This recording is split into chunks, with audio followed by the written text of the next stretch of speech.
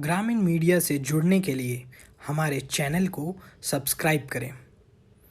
Subscribe करने के लिए नीचे दिए गए सब्सक्राइब के बटन पर क्लिक करें। साथ ही लेटेस्ट वीडियो के अपडेट पाने के लिए बेल आइकन को भी दबाएं। नमस्कार, ग्रामीण मीडिया में आप सभी का स्वागत है।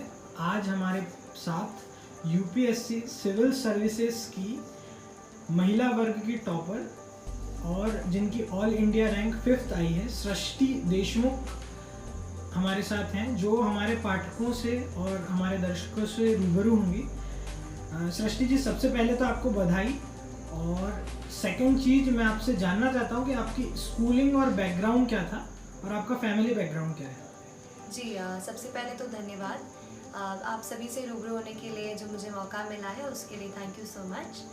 मेरी थोड़ी पृष्ठभूमि बताऊंगी तो मेरी जो स्कूलिंग है वो काबिल कॉन्वेंट स्कूल BHEL भोपाल से हुई, और उसके बाद फिर मैंने LNCT भोपाल से केमिकल इंजीनियरिंग में ग्रेजुएशन लिया, और पिछले साल ही 2018 में मेरी इंजीनियरिंग कंप्लीट हुई। उसके बाद मैंने सिविल सर्विस एग्ज़ाम दी। आपके फादर और मदर के बारे में आप थोड़ा बताएं। जी, मेरे पापा इंजीनियर हैं और एक प्राइवेट कंपनी में जॉब करते हैं। मेरी मम्मी एक टीचर हैं जो किंडरगार्टन स्कूल में बच्चों को पढ़ाती हैं। हम लोगों के पाठक मुख्यतः ग्रामीण एरिया से हैं, तो मैं आपसे उन्हीं के लिए जानना चाहता हूं कि ऐसे बच्चे जो ऐसे स्कूलों से पढ़े हैं जो हिंदी मीडियम है, जिनके पास बहुत ज़्यादा पढ़ाने के लिए अच्छे टीचर्स नहीं है, क्या वो इस एग्ज़ाम के लिए सोच भी सकते हैं? क्योंकि उन लोगों में इस एग्ज़ाम के लिए बहुत ज़्यादा हुआ होता है कि एग्ज़ाम क्या है, कैसी है, तो आप उसके बारे में कुछ बताएं।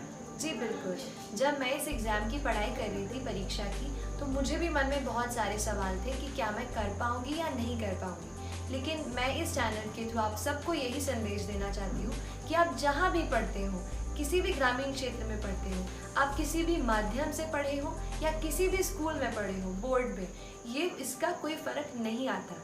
क्योंकि जैसे मान लीजिए अब मैंने किसी CBSE स्कूल से भी पढ़ लिया, फिर भी मुझे कॉलेज के टाइम पे जब मैंने इस परीक्षा के लिए पढ़ाई शुरू की, तो मुझे शुरुआत से 6वीं से 12वीं की कुछ बेसिक NCERT किताबें पढ़नी ही पड़ी। ऐसा कुछ नहीं कि मैंने कोई बेस बन गया और फिर उसकी वजह से मुझे अच्छे से समझ आया।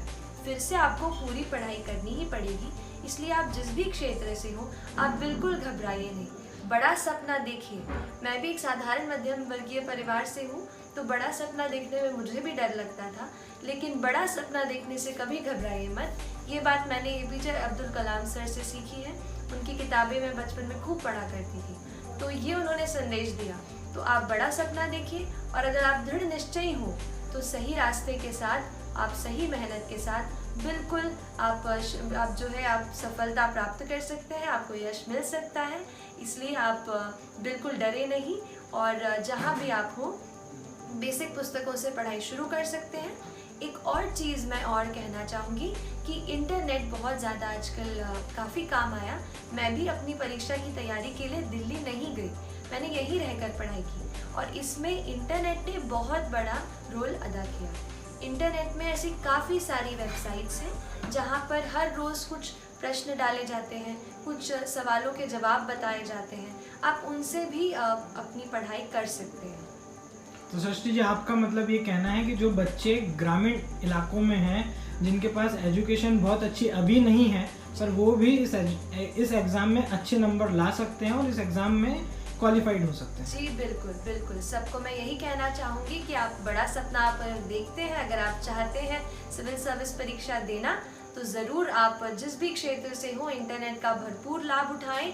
अच्छी अध्ययन सामग्री कहीं से भी मंगवा सकते हैं, उसके लिए भी कोई अच्छी बहुत स्कूल की आवश्यकता नहीं है। आप जहाँ से भी हो, जो भी हो, बस दृढ़ निश्चय से शुरुआत कीजिए। चलिए सृष्टि जी, आज के इस कार्यक्रम के लिए बहुत बहुत आपका आभार, और आपका भविष्य उज्जवल हो, ऐसी कामनाओं के साथ आज के लिए बस इतना।